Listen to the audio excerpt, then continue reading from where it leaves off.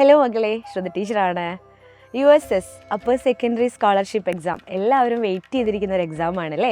അപ്പോൾ നമ്മൾ ഏതൊരു സാഹചര്യത്തിലും ഇപ്പോഴെന്താണ് ഇതിൽ നിന്നും USSന് വരുന്നുണ്ടോ അല്ലേ, ഈ ചാപ്റ്ററിൽ നിന്ന് USSന് ഏത് ചോദ്യമാണ് വരുന്നത് എന്നൊക്കെ നോക്കിക്കൊണ്ടിരിക്കുകയായിരിക്കും. അപ്പോൾ നമ്മൾ ചാപ്റ്റേഴ്സൊക്കെ പഠിക്കുന്ന കൂട്ടത്തിൽ നമ്മുടെ പാഠഭാഗത്തിൽ ഇല്ലാത്ത ചില ചോദ്യങ്ങളെയും കൂടെ നമ്മൾ എന്ത് ചെയ്യേണ്ടി വരും, അഭിമുഖീകരിക്കേണ്ടതായിട്ട് വരും.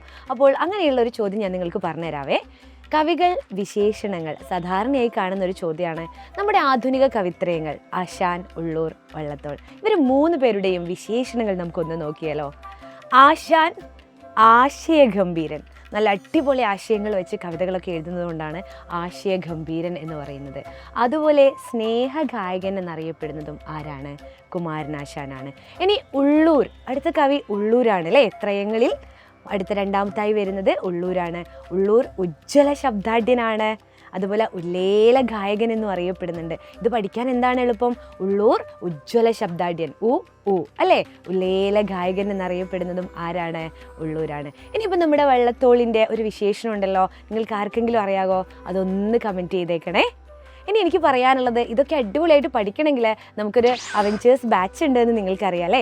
ഇതാ ഇപ്പോൾ പൂജ ഹോളിഡേയ്സിൻ്റെ ഭാഗമായിട്ട് നമുക്ക് ഒരു ഓഫർ വന്നിട്ടുണ്ട്. VDM എന്ന് പറയുന്ന കൂപ്പൺ കോഡ് നിങ്ങൾക്ക് ഉപയോഗിച്ചുകൊണ്ട് ഈ ഒരു 50% ഓഫർ നിങ്ങൾക്ക് സ്വന്തമാക്കാം.